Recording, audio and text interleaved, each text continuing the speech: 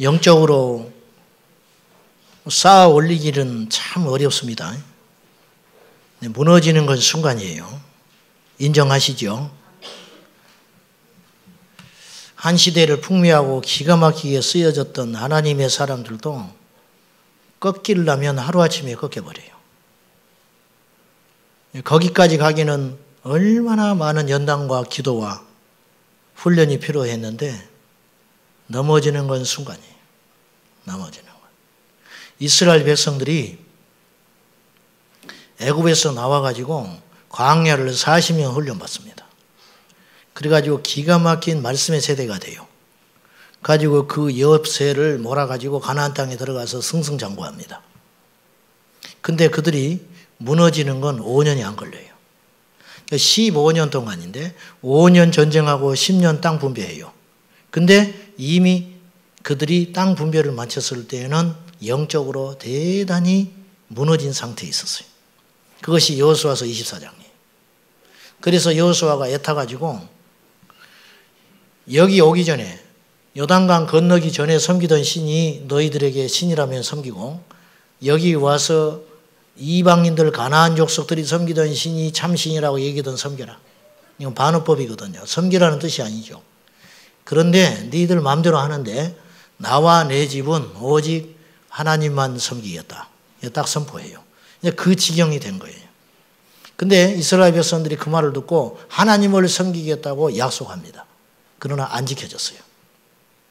여호수아 사후에 사사기에 넘어가면 이스라엘이 다 무너져 버렸다는 걸 우리는 보게 돼요. 지금 우리가 이 기로에 서 있다고 봅니다. 사랑하는 여러분, 한국교회가 초기에 한국에 들어와서 일제 핍박을 겪고 6.25 동란을 겪고 순수하게 오직 기도, 오직 부흥, 오직 말씀으로 믿음으로 순수하게 끌어올려갔는데 무너지는 것이 곳곳에서 소리가 들리잖아요. 그러니까 우리도 예의일 수 없어요. 우리도. 저도 할 수만 있으면 더 영적으로 깊이 들어가기를 원하고 바로 하나님을 만나고 싶고 인간적인 욕심이 아니라 그러고 싶어요. 근데 얼마나 이게 인간의 재성과 세상의 풍파가 그냥 두질 않아요. 여러분도 그러실 거예요. 그러므로 우리는 섰다고 안심하지 말고 거짓말없이 뒤에 건 잊어버리고 아멘.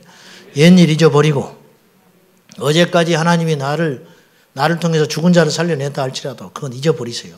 그건 잊어버리시고 오늘 받는 새 은혜가 있어야 합니다. 그래서 여러분이 금요일날 올 때마다 겸손하게 올 때마다 새 은혜를 사모하며 그래야 여러분의 영이 살 줄로 믿습니다. 나태하고 이쯤 됐다 생각하고 스스로 만족함을 여기는 순간 영적 성장은 끝나버리는 거예요. 그러면 영적으로 성장 안 하는 거다 그걸로 끝나는 게 아니고 세상의 유혹과 사단의 공격을 이겨낼 수가 없는 거예요. 그러므로 우리는 끊임없이 진보해야 됩니다. 믿습니까? 끊임없이 가야 합니다. 뒤를 돌아보지 말고 저 천국문을 향하여 천국 문고리 잡고 하나님 앞에 천국문에 입성할 때까지 끊임없이 달려가야 합니다. 자, 오늘 말씀 이제 나누겠습니다. 하나님을 찾고 주님을 수시로 찾는데 하나님과 상관없이 사는 그리스도인들이 많아요.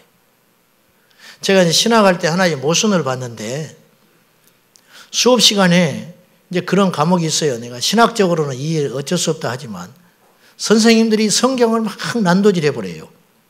성경을 성경으로 안 보고 뭐 비평을 한다고요. 비난이 아니고 성경을 순수하게 보지 않고 그 고대 근동의 자료들과 비교를 하면서 마치 성경이 하나님 말씀이 아니고 그 시대에 돌아다니던 말을 편집해서 한 것처럼 막 그렇게 이야기를 해요. 우리도 그것이 알아야 하니까 가르치겠지만 그렇게 실컷 성경을 난도질하고는 수업 끝날 때 기도하자고 그래요. 기도하자고. 그래 이게 모순이 아닌가. 이해는 해요. 무슨 말인지. 저도 이제 그런 과정은 있어야 한다고 생각해요. 그래서 이제 안목이 넓어지면서 하나님의 진리의 말씀을 더 붙잡게 됐지만은 이런 모순이 있다. 어느 신부가 30년이 넘도록 성당 바닥에 아침이면 일어나서 땅바닥에 엎드려 가지고 하나님 부르면서 기도하는 습관을 가진 자가 있었어요. 이렇게 30년 넘도록 기도를 했어요. 이제 나이 먹어서 은퇴가 다가왔습니다. 그러던 어느 날, 그날 아침에도 역시 습관을 따라서 그 성당 바닥에 엎드려서 하나님을 찾았습니다. 하나님, 나의 기도를 들어주소서. 그러면서 이제 항상 30년 동안 해온 똑같은 레파토리의 기도를 했어요. 그때 하늘에서 음성이 들렸다고 그래요. 왜 나를 찾느냐? 그때 이 신부가 놀래가지고, 깜짝 놀래가지고, 하나님 내 기도를 듣고 계셨습니까? 그렇게 이야기하더라는 거예요. 그럼 30년 동안 뭐하러 부르냐고 말이에요. 30년 동안 불렀는데 자기의 기도를 언제부터인가 기도가 됐지 하나님이 자기의 소리를 듣는다고는 생각하지 않았다는 거예요. 오늘날 우리 그리스도인들 중에 상당히 많은 사람들이 어느 순간부터 우리 신앙이 인격적이고 체험적 신앙이 아닌 이론적이고 학문적인 신앙으로 둔갑해 가고 있다는 거예요. 사도 바울은 성령님과 교통하는 사람이었어요. 사도 바울은 성령님과 친밀한 사람이었어요. 오늘 말씀 보시면은 6절에 이렇게 기록되어 있습니다. 우리 6절을 다시 한번 봅시다. 성령이 시작. 성령이 아시아에서 말씀을 전하지 못하게 하시거늘 그들이 부르기아와 갈라디아 땅으로 다녀가. 성령께서 바울 일행에게 아시아에서 말씀을 왜 전하지 못하게 하셨을까? 그거는 이제 우리의 주관이 아니에요. 그냥 하나님이 그렇게 정하신 거예요. 여기다가 왜라고 의문점을 가질 필요는 없어요. 여기서 중요한 키포인트는 성령께서 바울에게 아시아에서는 말씀을 전하지 마라. 그렇게 말할 만큼 바울과 친밀한 관계였다는 것을 주목하셔야 됩니다. 오늘 이제 주제인데 성령께서 아시아에서 말씀을 전하지 못하게 하셨다? 할 수만 있으면 복음이 빠른 속도로 많은 지역으로 번져가야 함에도 불구하고 성령께서는 웬일이신지 아시아로 향하던 바울 일행의 발걸음을 유럽으로 틀었다는 거예요. 왜? 그러니까 왜라고는 이 시간에 모른다. 저는 모르겠어요. 아무리 이걸 연구를 하고 생각을 한다 할지라도 모를 것 같아요. 이게 하나님 뜻이다. 중요한 건 바울에게 하나님께서 그렇게 말씀하셨고 바울이 그 계시와 하나님의 뜻을 정확히 통찰했다는 것이 중요하다는 거죠. 이것이 중요하다는 거예요. 똑같이 예수님을 믿는데 누군가는 하나님과 깊은 사귐이 있고 어떤 사람은 믿지만 극히 이론적인 수준에 머물러 있다면 그 차이는 어디에 있느냐는 거예요. 제가 묻고 싶어요. 하나님을 경험해 봤습니까? 하나님을? 교회를 왜 다니십니까? 교회를 다니다가 적성에 안 맞아서 성당으로 갔다. 그 사람은 100% 하나님 안 만난 사람이에요. 하나님 안 만난 사람. 교회에서 봉사하고 열심히 했는데 어느 날 사그라져 버렸다. 그 사람 하나님 만난 적이 없는 사람이에요. 그럼 그동안 한 건 뭐냐? 거짓입니다. 그걸 종교라고 하는 거예요. 종교. 예배 때 하나님이 이곳에 계시다고 믿는 사람이 얼마나 될까요? 믿으세요? 내가 지금 이렇게 말하니까 인제서 정신 차린 사람이 있을 거예요. 젊은 애들, 연애하는 애들은요, 예배 시간에 손 꼼지락꼼지락 하고 있습니다. 애들 예배 시간에 핸드폰 문자 보냅니다. 어른들 미니스커트 입고 와가지고 거기서 짝다리하고 슬리퍼스 입고 나시티 입고 돌아다닙니다. 하나님이 계시면 그럴 수 있을까요? 뭐 율법으로 목사님 그렇게, 율법이 아니라는 거예요, 그게. 하나님이 계시다고 믿으면 그렇게 하겠냐는 거예요. 제가 목회를 하면서 제일 두려운 게 뭐냐면 제가 점점 사무적으로 돼가는 거. 그러니까 내가 예배자가 돼야 되는데 설교를 잘해야 된다는 강박관념. 오늘 몇 명이나 왔을까? 빈자리가 많네. 빈자리가 나면 기분 나쁘고 꽉 차가지고 보조의자 놓으면 기분이 좋고 이제 이런 걸 굉장히 조심해야 된다는 거예요. 그건 하나님하고 하등 상관없는 짓이에요. 그게 하나님하고 무슨 상관이 있습니까? 억지로 안 되지요. 억지로. 우리는 스스로 이런 위로를 삼을 때가 많습니다. 체험이 다냐 말이지. 말씀이 중요하지. 뭐 이적이 다냐. 보지 않고 믿는 것이 진짜 믿는 것이지. 물론 이적과 경험과 표적이 다는 아니에요. 그러나 그것을 잘못됐다고 말하지 마라.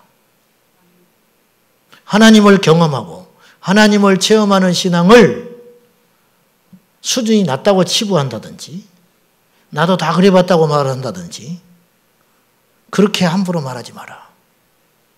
그거는 비겁한 것이라고 저는 그렇게 생각해요. 할 수만 있으면 저는 어떤 예배를 원하고 어떤 교회를 꿈꾸냐면 예배 때마다 하나님을 경험하기를 원해요. 여러분 우리는 대예배가 있고 소예배가 있어요. 물론 소예배라는 표현은 안 쓰지만 주일 낮예배 그것도 11시, 우리 교회는 12시, 보통 교회 11시를 메인 예배라고 생각하잖아요. 과연 하나님 앞에 그 예배만 그렇게 큰 예배일까요? 새벽 기도는 그냥 대충 해도 되는 건가요? 그것이 바로 하나님과의 우리 관계가 인격적 관계가 아니라는 증거예요. 그게 사무적인 관계가 되는 것이죠. 왜 우리 신앙이 확신이 없고 왜 이렇게 힘이 없고 왜 세상과 쉽게 타협하고 무너지는가? 그 뿌리를 들어가 보면 주님을 경험한 적이 없는 거예요. 경험한 적이 없으니까 안 변하지요. 안 변해. 변하지는 않고 여러분이 저와 여러분이 지금 고민해 봐야 할까? 저도 역시 그런 고민이에요. 오늘 또 그 고민을 숱하게 했어요. 비난하지 말라 한 내가 비난하고 있구나. 하나님이 계심을 믿으면 이럴 수 있을까? 아주 지긋지긋하고 내 자신을 미워할 만큼. 그럼에도 불구하고 우리 주님이 사랑한다고 믿기 때문에 여기 버티고 있지만은 끊임없이 무너지고 좌절하고 옛 생활로 돌아가고 있는 내 자신을 보면서 수없이 좌절합니다. 왜 우리는 이렇게 타협하고 무너지고 변하지 않고 이 모습 이대로 계속 가는 것일까?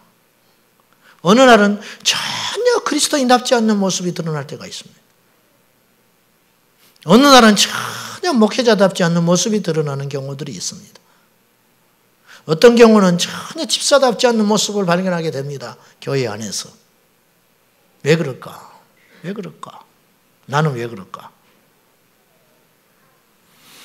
사도행전 4장 20절에 보면은 베드로와 요한이 공회에 잡혀 들어갔는데 경고를 받습니다. 예수님의 이름으로 말하지도 말고 예수의 이름을 가르치지도 말라. 엄히 경고를 받고 나올 때 베드로와 요한이 이렇게 선포합니다. 우리는 보고 들은 것을 말하지 아니할 수 없다. 너희들이 나한테 협박하고 강요하는 건 헛된 짓이다. 나는 예수 그리스도가 부활한 걸 봤다. 나는 그분이 행하신 것을 들었다. 근데 내가 보고 들은 말을 너희들이 내 입을 봉한다고 안전할 수 있으며 나를 감옥에 가둬놓는다고 안 하겠냐. 이건 어디서 오는 힘이냐 하면 바로 하나님을 만나고 교제하고 친밀한 관계 속에서 나타나는 능력이라는 거예요. 현대 그리스도인들이 이 가치를 잊어버렸어요. 누군가 교회를 갈 때 하나님이 살아계시다 그렇게 믿고 가는 사람이 얼마나 있어요. 우리의 기도를 하나님이 들어주신다고 믿는 사람이 얼마나 있냐고요. 얼마나. 여러분, 진짜는 가짜가 될 수 없고 가짜는 진짜가 될 수 없습니다. 이게 무슨 말이냐? 진짜는 가짜가 못 돼요. 베드로에게 목숨을 뺏어간다고 예수 부인하겠습니까? 반대로 바리새인들에게 온 천하를 다 준다고 예수 그리스도를 너희들의 인생의 주인으로 모셔라. 모셔드리겠습니까? 안 되는 것이죠. 분명히 하셔야 돼요. 하나님을 만난 경험이 있는 사람은 하나님을 만난 거예요. 그리고 180도 달라져요. 강요되는 게 아니에요. 강요하는 게 아니라니까요. 여기도 그런 분들이 있는지 몰라요. 용서하고 들으세요. 예배 끝나고 나가자마자 담배 꼬라물고 집에 가는 사람이 있어요. 네? 기억하셔야 됩니다. 반드시 누가 보고 있다는 걸 아셔야 돼요. 그리고 바로 그 다음날 반드시 내 귀에 들려온다는 것도 아셔야 됩니다. 첩자가 얼마나 많은지 몰라요. 완전 범죄는 없다는 걸 아셔야 돼요. 왜 그럴까요? 왜? 종교인이니까. 종교인이니까. 뭐 그거 하나로 목사님 뭐 사람을 판단합니까? 아니, 하나님을 만난 사람은 그렇게 하라고 해도 못합니다. 못해. 요새 조정민 목사님이 KBS 아침마당에 가가지고 인터뷰한 것이 큰 화제거리로 저한테 카톡으로 여러 명이 보내줬어요. 그래서 제가 그걸 봤어요. 이분이 무신론자였습니다. IMBC 사장일 때 그야말로 잘 나가는 아나운서요. 승승장구해가지고 사장까지 됐는데 어느 날 이분이 예수 그리스도의 복음을 듣게 됐어요. 자기 아내는 모태신앙이에요. 자기 아내는. 그런데 이분이 성경을 읽기 시작했어요. 자기가 성경을 봐야겠더래요. 성경을 봐야 믿음이 무엇인지 알고 비판도 하려면 성경을 봐야 하겠고 믿으려면 성경도 봐야겠더래요. 그래서 성경을 보면서 결론을 내렸어요. 하나님은 살아계시구나. 그리고 이분이 한 가지 더 자기가 예수를 믿으려고 결심했던 이유 중에 하나가 예수 그리스도를 바로 만난 사람은 변하더라는 거예요. 자기 주변에서 보니까. 그러면 그들을 변화시키는 힘이 무엇일까? 여기에 흥미를 느끼기 시작하면서 복음에 대해서 호의적인 생각을 갖게 됐어요. 그리고 이분이 결단을 했어요. 하나님은 살아계시구나. 그 확신이 생겼어요. 하나님이 살아계시면 나는 그분에게 전부를 걸어야겠다. 이렇게 생각한 거예요. 그래서 자기의 그 좋은 직장을 다 포기하고 다 정리해버리고 미국에 가서 신학을 하려고 갔어요. 그때 자기의 그런 모습을 죽기 살기로 반대한 사람이 자기 아내였다는 거예요. 자기 아내는 모태신앙인데. 자기 아내는 모태신앙인데 자기가 다니던 멀쩡한 직장, 좋은 직장을 다 버리고 신학을 해서 목사가 되겠다고 하니까 제일 싫어하는 사람이 자기 아내였다는 거예요. 거기서 이 조정민 목사님은 바로 명목분인 가짜 그리스도인을 봤다는 거예요. 자기 아내를 통해서. 자기 아내가 지금까지 열심히 교회를 다녔던 그 이유는 자기가 다 뒷바라지 해주고 월급을 갖다 주고 생활이 됐기 때문에 일주일에 서너 번씩 교회를 쫓아다니면서 봉사하고 새벽기도 했지 자기 아내는 가짜였다는 거예요. 왜? 가짜인 것이 딱 드러나 버렸다는 거예요. 왜? 자기가 전부를 걸고 예수를 믿겠다고 덤벼드니까 자기 아내는 싫어했다는 거예요. 그러면서 미국에 와서 목회를 이제 신학을 하고 하면서 무지무지 고생을 하면서 하나님께서 그들을 만지기 시작했죠. 그리고 진짜가 됐다는 거예요. 자, 묻겠습니다. 하나님은 속지 않지요. 사람은 속일 수 있다니까요. 제가 여러분을 얼마나 속여먹을 수 있어요. 목사처럼 행세할 수 있어요. 여러분이 제 앞에서 믿음 좋은 것처럼 행세할 수 있어요. 근데 조금 더 속이기 어려운 사람은 여러분의 배우자겠죠. 근데 그들도 어떻게 하면 내 관리를 잘해서 속일 수 있어요. 근데 절대 속일 수 없는 분이 있는데 하나님은 못 속여요. 묻겠습니다. 여러분의 생명이 위협이 와도 예수님 떠나지 않을 자신 있으세요? 네? 어떠세요? 그럼 가짜라니까? 안 그러면 가짜라고. 여러분은 어느 순간에 여러분의 재산을 포기할 날이 온다면 포기할 수 있겠어요? 네? 뭐 마이너스인데 뭐 어차피 잘 됐지 뭐. 어차피 나 얼마나 감사한지 몰라.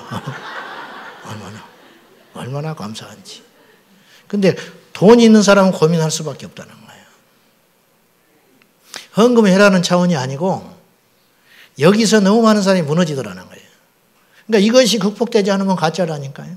뭐 젊은 날에 뭐 기도원에가 살다시피 하고 40일 금식을 얼마를 했고 뭐 권사가 되고 집사가 되고 뭐 그래도요.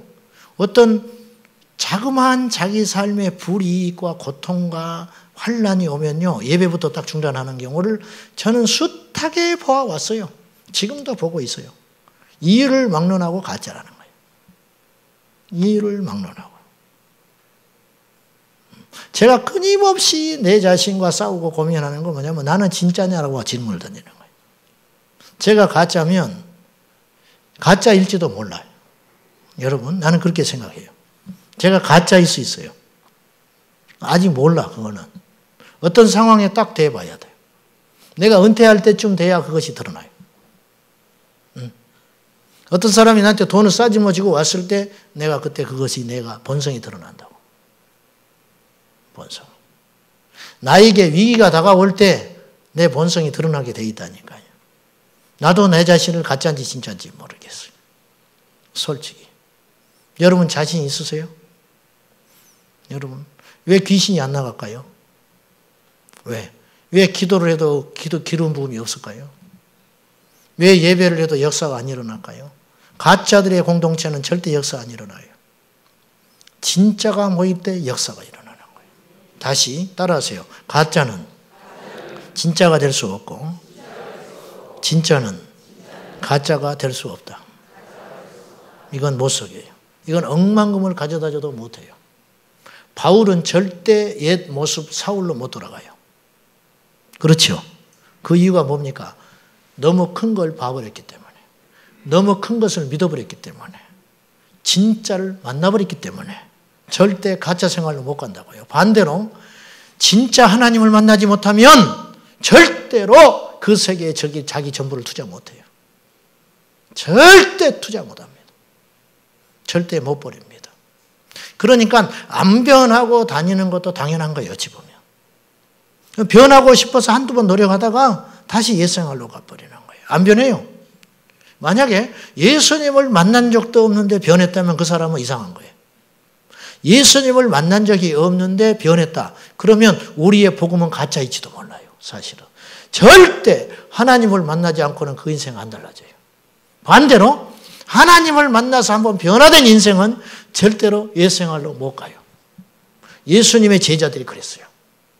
예수님의 제자들은 환란이 오고 시련이 오고 세상에서 미치광이 취급을 받았겠지만은 절대로 옛생활로 못 돌아갔습니다. 자, 주님과의 친밀함에 대하여 어떻게 바울은 성령의 교통하신 가운데 아시아에서 복음을 전하지 못하게 하게끔 하는 걸 알았고 들었냐고 말이에요. 어떻게? 자, 한 번 더 7절 봐요. 무시아 앞에 이르러 비두니아로 가고자 애썼어요. 애썼는데 어떤 일이 벌어졌어요? 자기들은 비두니아로 계속 가고 싶었어요. 애를 썼다 그 말이에요. 근데 예수의 영이 허락하지 아니하시는지라. 그러면 예수님의 영, 성령께서 허락하지 않는 걸 어떻게 알았냐 그 말이에요. 응? 오늘 요지는 어떻게 알았냐? 지금 우리는요, 우리 이야기가 아니고 남의 이야기를 보고 있는 거예요. 어떤 사람이 바울 일행이 애써서 비두니아로 가려고 했는데 성령께서 가지 못하도록 막았다는 걸 우리는 읽고 있어요. 그러면 이 성령이 우리 성령이잖아요. 우리에게는 이런 일이 왜 안 일어나냐고 말이에요. 우리에게도 일어나야 할 거 아니에요. 근데 우리 너무 막연하게 예수 믿고 있는 거예요. 그리고 하나님과 상관없는 결정을 끊임없이 할 때가 너무 많아요. 하나님은 우리에게 그걸 원치 않으신데도 불구하고 내가 내 뜻과 내 고집대로 어떤 걸 결정할 일이 많이 있겠죠. 그렇죠? 근데 이런 것조차도 모르고 있다는 거예요, 우리가. 왜? 하나님과 우리가 단절되어 있다는 거예요. 이것은 결코 작은 일이 아니라는 거예요. 이건 결코 세월이 흐른다고 해결될 문제가 아니라는 거예요. 결코. 오늘 이 밤에 여러분 중에 하나님을 아직도 경험하지 못하고 체험하지 못해서 이론적으로만 하나님을 알고 교회에서만 하나님을 찾고 밖에 나가면 내 마음대로, 내 주관대로, 내 뜻대로, 내 의지대로 여러분의 성공과 출세를 위해서 달려가는 여러분이 있다면 이 밤이 돌이키는 밤이 되기를 축복합니다. 첫째로 주님과의 친밀함을 온전히 경험하고 유지하기 위해서는 첫째로 그것의 가치를 깨달아 아는 눈이 열려야 합니다. 이것이 얼마나 귀하고 소중한가. 하나님과 친밀함을 유지한다는 것은 얼마나 중요한 가치가 있는가. 이것을 알아야 한다는 거예요. 사모해야 된다는 거예요. 의외로 너무 많은 그리스도인들이 기계적이고 율법적인 신앙생활을 하고 있어요. 다시 말해서 주님을 도구화하고 있다는 거예요. 자신도 모른 채. 자, 주님을 구원의 도구쯤으로 생각해요. 예수 그리스도를 바로 믿어야 천국 간다. 틀린 말은 아니지만 예수님을 구원해 주시는 주님으로만 생각해요. 천국을 나를 데려가시는 분. 틀린 말은 아니에요. 두 번째, 응답해 주시는 주님. 내가 기도하면 주님은 응답해 주십니다. 아멘이죠? 믿지요? 근데 그렇게 이상한 생각은 안 해요. 그 이상한 생각 안 한다고. 또 조금 더 영적으로 수준이 깊어지면 하나님을 경외하는 법을 배운 사람은 하나님을 심판의 주로 인정해요. 또 더 나가서 전지전능하신 하나님으로도 인정하고 또 병 고쳐주시고 치료하신 하나님으로 인정해요. 그런데 이런 관계는 계약적 관계라는 거예요. 틀린 건 아니지만 계약적 관계. 내가 이렇게 하면 하나님 나를 구원해 주시고 내가 이렇게 하면 나를 이뻐해 주셔서 복을 주시고 내가 이렇게 하면 나의 기도를 내가 열심히 기도하면 하나님 응답해 주시겠지. 이건 지극히 기계적이고 계약적인 관계라는 거예요. 그래서 조금만 기도의 양이 약해지고 분주해서 기도를 못하게 되면 확 가라앉아가지고 하나님의 존재 자체도 흔들려 버리는 그런 수준에까지 머물러 버리는 그런 상태까지 갈 수 있다는 거예요. 여러분, 우리는 하나님께서 우리를 백성으로 부르지 않고 자녀로 불렀다는 걸 기억하셔야 돼요. 그건 종의 근성이에요. 종의 근성. 하나님이 우리를 부르신 것은 기도하러 부른 게 아니에요. 우리 예수님께서 제자들을 부르실 때 첫째 이유가 무엇이냐면 함께 있고 싶어서 불렀어요. 함께 있고 싶어서. 함께 있고 그다음에 그들에게 권능을 주려고 부르셨다고요. 함께 있는 것이 우리와 하나님과의 관계예요. 근데 어느 때는 함께 있고 어느 때는 떠나 있고 기분 내키면 붙어 있고 기분 나쁘면 떨어져 있고 어떤 부부가 결혼을 하면서 결혼 계약서를 썼어요. 이를테면 첫째, 한 달에 한 번은 반드시 양가, 친정이든 시갓집이든 한 번 방문한다. 시갓집에 한 번 가면 친정에 한 번 간다. 두 번째, 나의 남편은 아내 된 나에게 반드시 한 달에 300만 원씩의 생활비를 준다. 무조건 줘야 돼. 무조건. 세 번째, 내 아내는 아침밥을 반드시 해줘야 된다.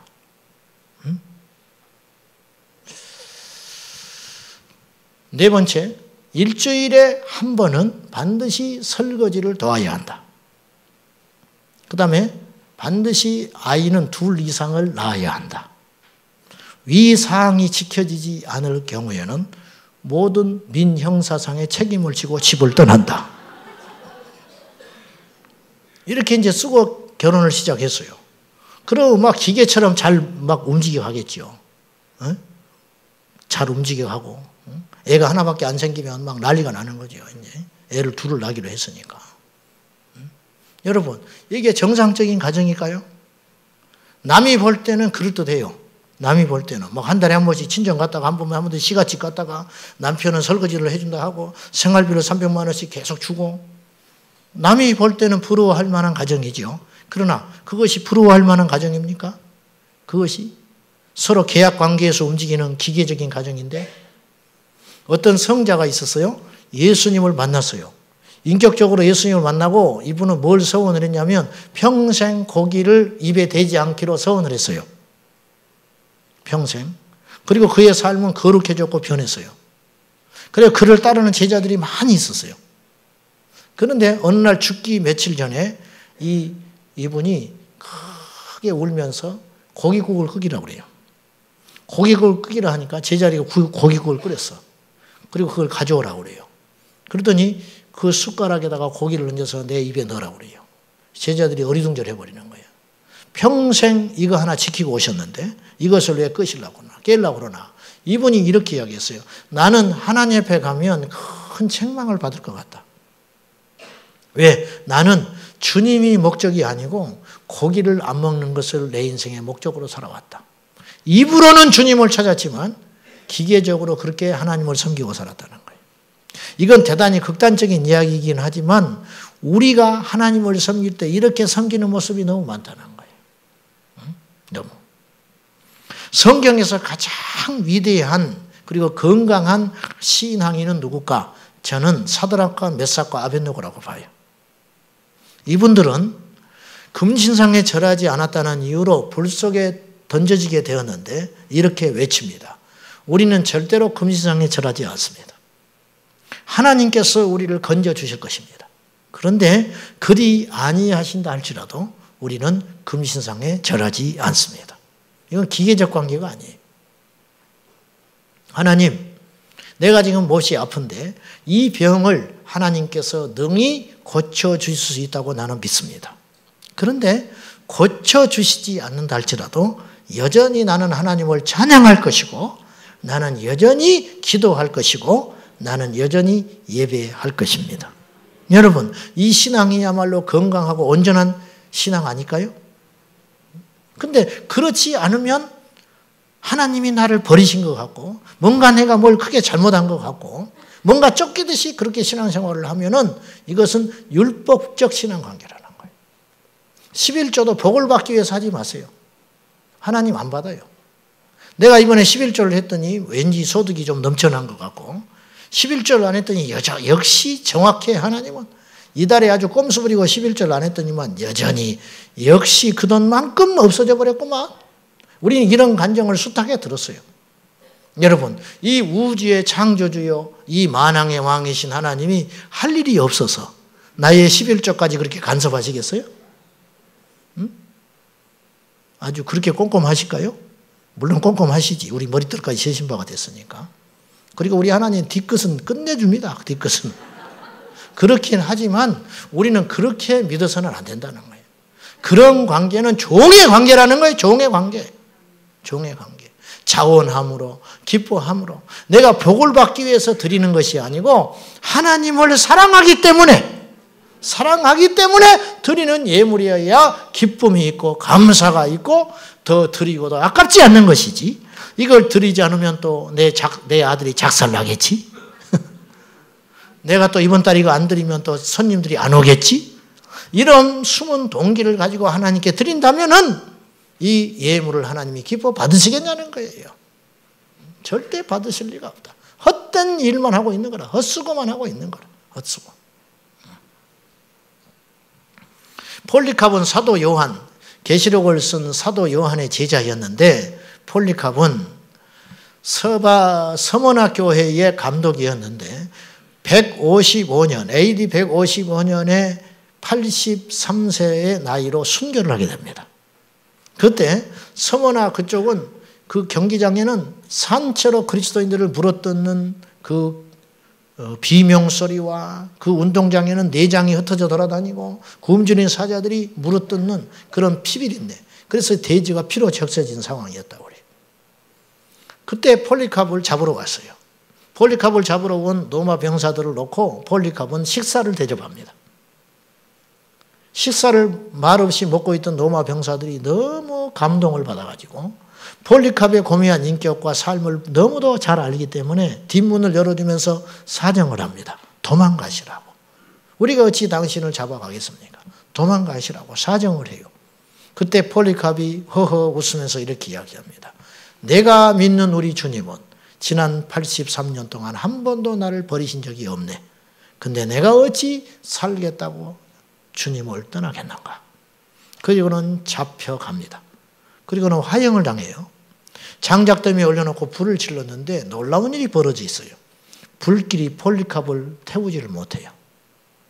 마치 아치형처럼 폴리캅의 몸을 중심으로 이렇게 하면서 불꽃이 폴리캅을 침범하지를 못했다고 그래요. 그걸 보고 있던 사람들이 경이롭게 생각해요. 그 중에 한 병사가 가서 폴리카프를 칼로 찔러가지고 피를 흘려 죽게 되는데 그 쏟아지는 피가 얼마나 많았던지 그 타오르는 장작불을 다 꺼버리고 폴리카프는 순교했다는 거예요.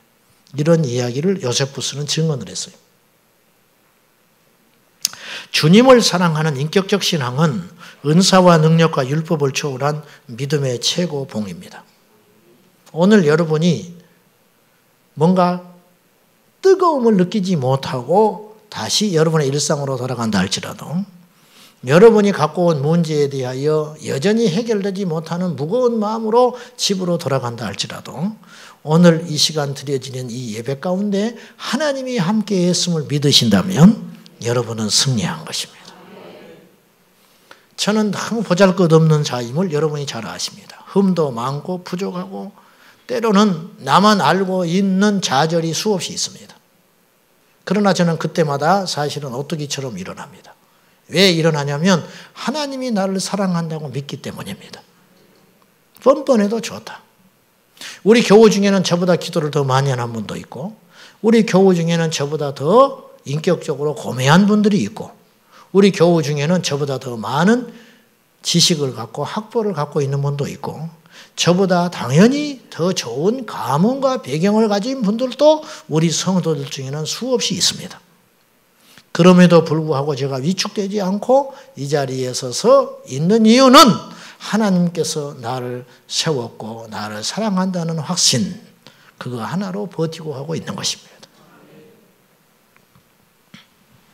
예수님께서 겟세마네 동산에서 마지막 기도하실 때 그렇게 응답을 잘해 주시던 하나님이 가장 위급할 상황에 우리 주님은 침묵해 버리십니다. 그러나 예수님은 실망하지 않습니다. 왜냐? 그 침묵이 응답이었다는 걸 알기 때문이에요. 이 잔을 마시지 않고는 지나갈 수 없겠습니까? 안 되겠지요. 할 수만 있으면 이것을 피하고 싶습니다. 그러면 주님이 뭐라고 말을 하셔야 되잖아요. 평소에 얼마나 많이 응답해 주셨는데 근데 주님은 아무 소리 안 하시나 아무 소리 안 하세요. 그러나 그걸 받아들여요. 원망하지 않죠. 이것이 믿음의 최고봉 아닐까요? 이것이 이러한 관계 이렇게 시험에 들지 않고 넘어지지 않고 원망하지 않고 꿋꿋하게 오뚜기처럼 어떤 상황 가운데서도 넘어지지 않는 믿음의 저력은 어디서 오느냐면 하나님을 사랑하기 때문입니다. 하나님을 사랑하기 때문에. 우리가 언제부터인가 하나님을 사랑하는 마음은 다 잊어버린 채 하나님께서 주시는 선물 보따리에만 관심을 온통 가지고 부자 될 생각, 병 고칠 생각, 은사 받을 생각, 뭔가 화끈한 어떠한 신비적인 현상만 쫓아다니고 있다면은 여러분은 점점점 더 자극적인 것을 쫓아서 이 세상을 헤매게 될 거예요. 우리 금요일 날도 마찬가지. 점점점 자극적인 걸 원하는 거예요. 이번 주에 1시간 기도했을 때 뭔가를 느꼈다. 근데 다음 주에 오니까 1시간 기도해가지고는 안 돼요. 그러면 그 다음에 이제 나갈 때 이런 결심이에요. 다음 주에 올 때는 내가 1시간 1분 기도해야겠다. 그래야 내가 그 며칠 전에 느꼈던 그 영적인 카타르시스를 느낄 수 있겠지. 점점점 자극적인 것을 향하여 계속 쫓아서 헤매고 다니는 거예요.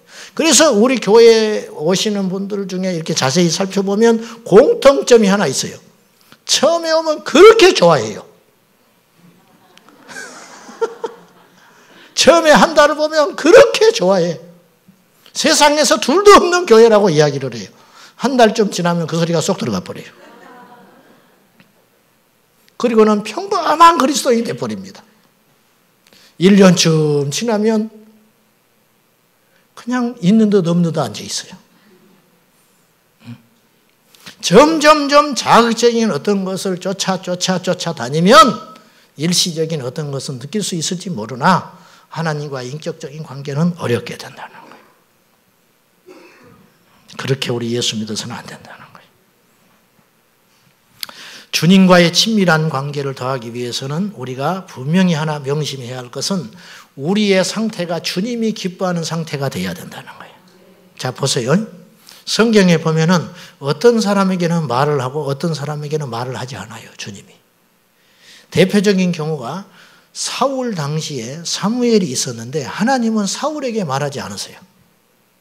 아말렉 전투를 떠나는 사울에게 직접 이야기해야 더 효과적이고 능률적이에요. 왜냐? 전쟁을 수행할 사람이 사울이기 때문에. 그런데 성경에 보면 사무엘상 15장에 보면 하나님께서 사울에게 말하지 않으시고 사무엘에게 말하셔서 사무엘이 가서 그 신탁을 전하게 돼요.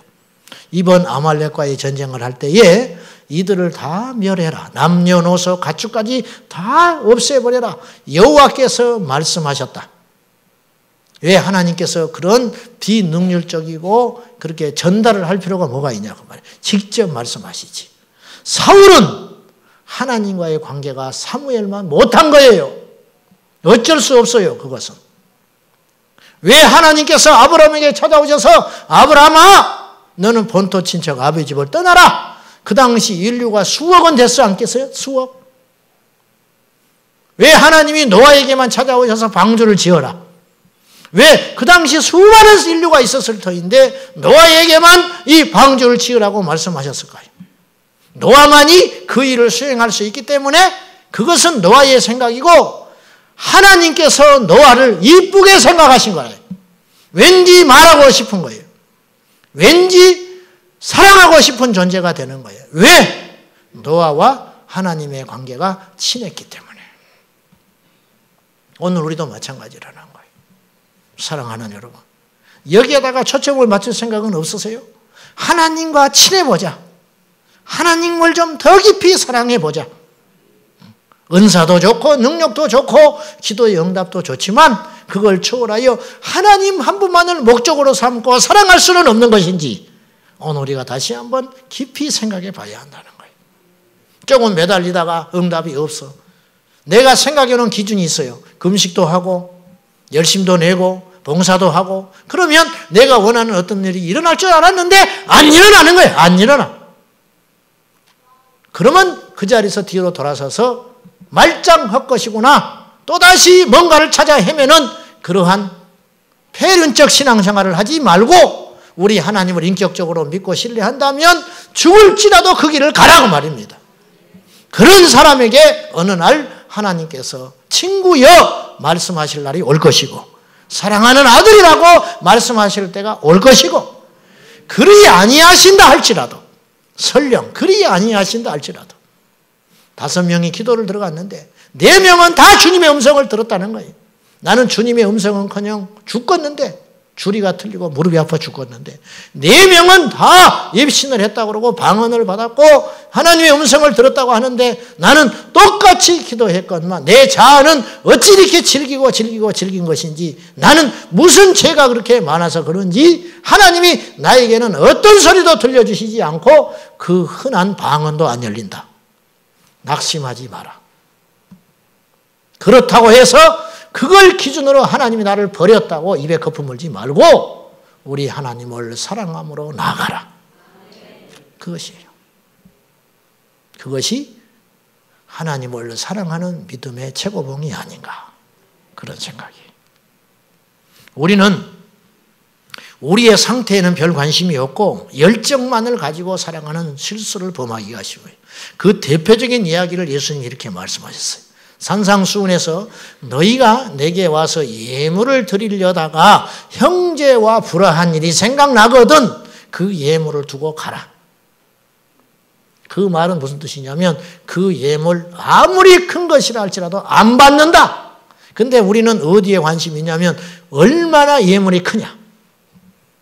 예배에 늦지 않는 거, 옷을 거룩하게 입는 거, 헌금을 제대로 챙겨오는 거, 성경책을 들고 오는 거 이런 것에만 관심이 온통 있지 예배하러 오기 직전에 불화한 자가 있는 그 사람과 풀 생각은 안 하고 하나님께 와서 예배 드린다고 말이에요.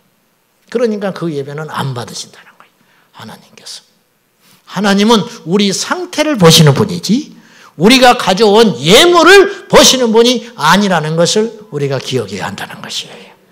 아직도 우리는 여기서 벗어나지를 못해요.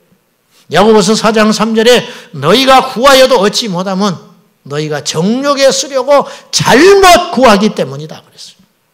어떤 사람은요, 구하지 않아도 하나님이 주셔요. 그렇죠? 어떤 사람은 구해도 받지를 못해요. 어디에 차이가 있냐 그 말이에요. 여러분은 옆집 애가 아무리 이쁜다고 해도 뭘 달라 하면 주겠습니까?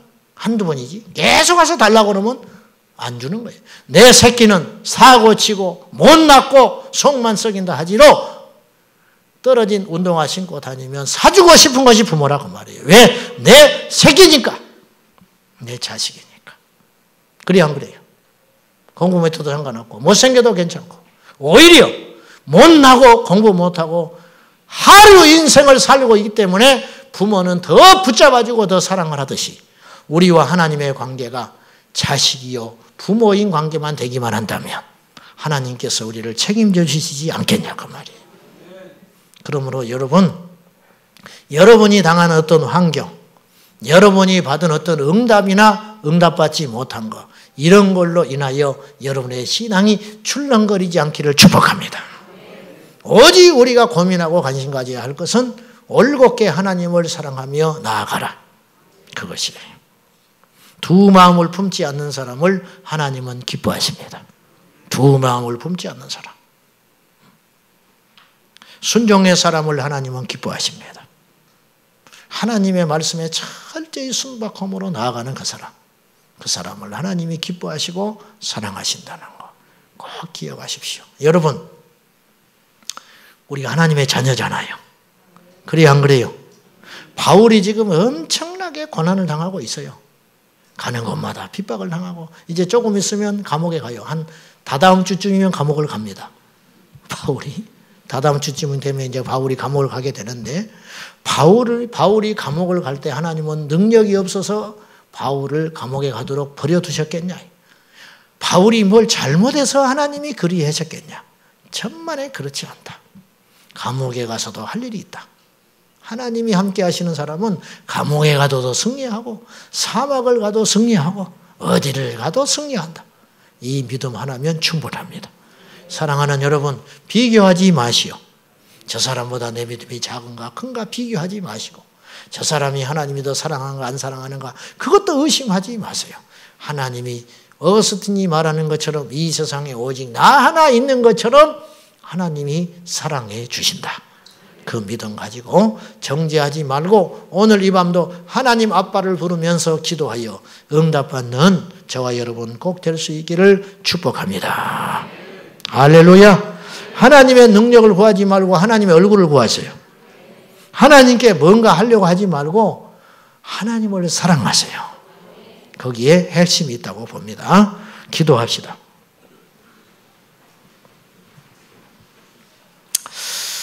주님을 더 사랑하고 싶습니다. 우리 형편과 처지가 어떠하든지 간에 하나님은 절대 우리를 어둠의 길로 인도하지 아니하시며 하나님은 절대 우리를 하나님의 생명에서 떠나는 길로 인도하시지 않을 것을 믿습니다. 어떤 상황에도 주님을 신뢰하며 어떤 상황에서도 의심하지 아니하며 어떤 상황에서도 정죄하지 아니하며 어떤 상황에서도 하나님에 대한 확신을 버리지 아니하며 믿음의 길을 걸어가도록 도와주옵소서. 사도 바울에게 말씀하셨던 하나님, 오늘 우리에게 오셔서 말씀하여 주옵소서. 그리 아니하신다 할지라도 우리는 주님을 사랑하겠습니다. 주님 영광 받아 주옵소서. 예수님의 이름으로 기도하옵나이다. 아멘.